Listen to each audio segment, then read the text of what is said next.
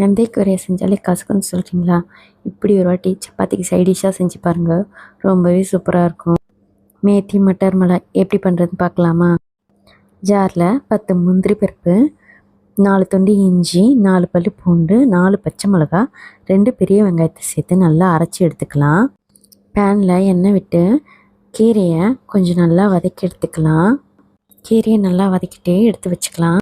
பேனில் எண்ணெய் இல்லைன்னா பட்டர் சேர்த்துக்கோங்க. ஒரு பிரிஞ்சி இலை, ஒரு பட்டை, ஒரு மராத்தி முக்கு, ஒரு கிராம்பு சேர்த்துட்டு நம்ம அரைச்ச பேஸ்ட்டை நல்லா வதக்கி எடுத்துக்கலாம்.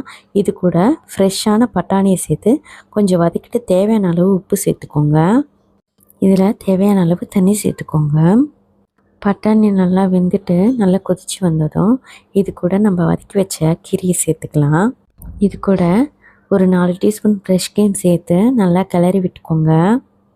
இது கூட உப்பு செக் பண்ணுங்கள். உப்பு கம்மியாக இருந்தால் உப்பு சேர்த்துக்கோங்க. அது கூடவே ஒரு அரை டீஸ்பூன் சர்க்கரை சேர்த்துக்கோங்க.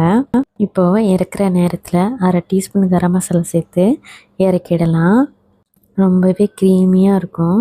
சப்பாத்தி கூட இதை சர்வ் பண்ணி பாருங்கள். கீரையே பிடிக்காதவங்க கூட இப்படி சாப்பிடுவாங்க. ஒரு வாட்டி இதை ட்ரை பண்ணி பாருங்கள்.